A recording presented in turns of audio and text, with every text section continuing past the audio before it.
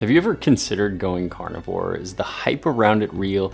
And does it even work? Well, in this video, I'm gonna go over some of my favorite benefits linked to going carnivore, the biggest issues and problems with it, and how I would personally approach carnivore, but to say the least, it would be a little unique. Now, have you ever seen or heard of the miraculous transformations that people have experienced when going carnivore? I'm sure you have, but more importantly, have you ever heard of any of the not so good stories? Well, here's a post from Reddit titled "Carnivore Not Working Anymore."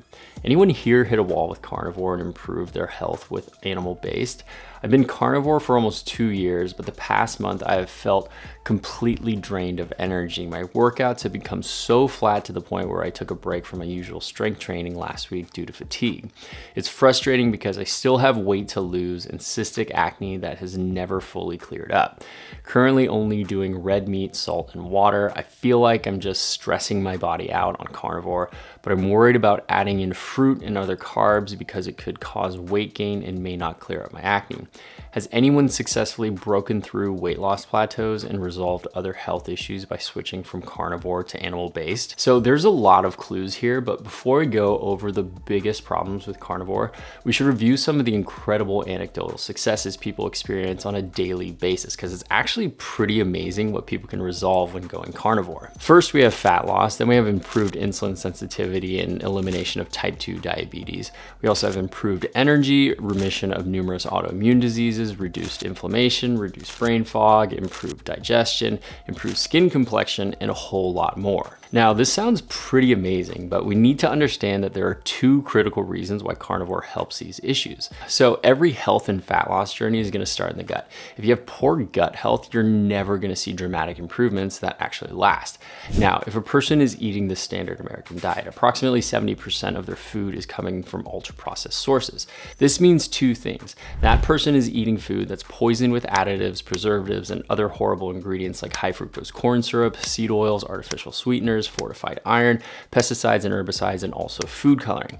That person's gut health is very likely going to be in such bad shape that they can't even eat vegetables without becoming gassy or bloated, especially if they're eating them raw, like salads, which are supposed to be the healthiest meal on the planet, but maybe they're actually not. So by going carnivore, a person is eliminating a ton of inferior and also damaging foods that are making people sick and fat. The second thing that's happening is that animal-based nutrition is incredibly nutrient dense. A person switching from the standard American diet to carnivore is going to be loading his body up on highly bioavailable vitamins and minerals that help support cellular energy production. It's going to give people more energy, help people lose weight, and allow their bodies to start healing. So this combination of limiting food that destroys life and then eating food that nourishes life is going to be wildly beneficial. So to me, this is the biggest reason why carnivore can be so successful. Though this sounds pretty great, a lot of people see varying results with carnivore though.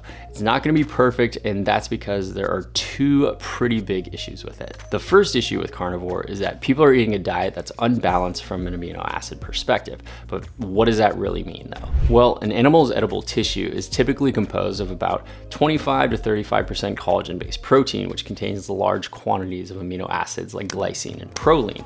And the other 65 to 75% is coming from muscle meat, which contains many more essential amino acids.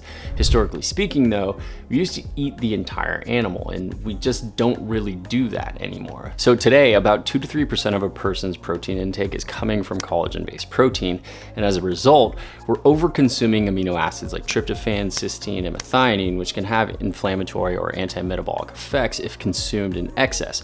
We're also under-consuming amino acids like glycine. So here's some interesting articles that show some links between certain amino acids and metabolic dysfunction. This article right here shows that there's a link between higher methionine intake and diabetes.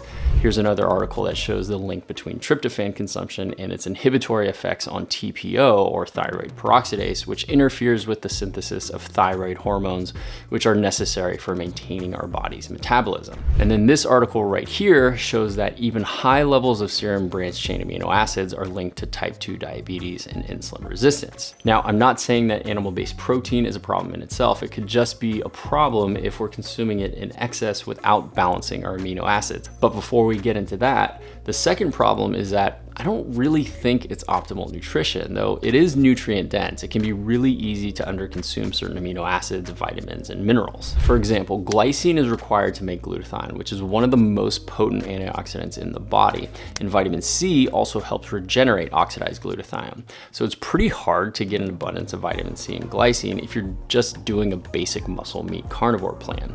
It could also be kind of easy to become deficient in vitamin B1 and vitamin E if you're not eating high quality pork or seafood. Also, unless you're eating beef or lamb heart, there's going to be a fairly strong chance that you're not getting adequate amounts of magnesium. Now, there are going to be some people who are doing all of this and filling in the gaps from a micronutrient perspective, but I would say that the vast majority of people are probably just doing beef, salt, and water, and maybe eggs too. And though this can actually work initially and potentially for years, a person might hit a wall like that person in the Reddit post from the beginning of this video. Now, if I was going to do carnivore, I would be very strategic with it, and here's exactly what I would do. First, I would mostly focus on consuming beef, raw dairy, and eggs, and I'd potentially even flirt with doing a lot of raw dairy since I tolerate carbs pretty well.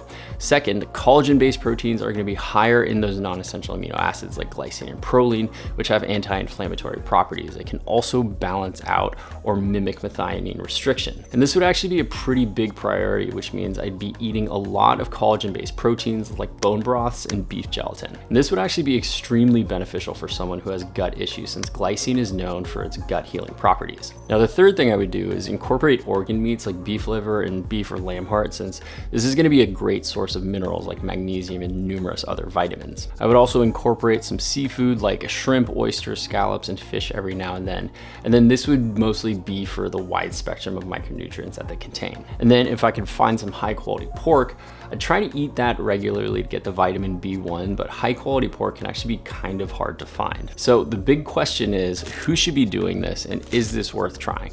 Well, this isn't going to be medical advice, but first, I don't think carnivore should be a lifestyle. It should be used as a tool. If I was experiencing some kind of medical complication, I would definitely consider my version of carnivore and experiment with that for a few months. Additionally, for someone who wanted to explore seasonal eating, this could be okay to try during the winter when vegetation is typically pretty limited.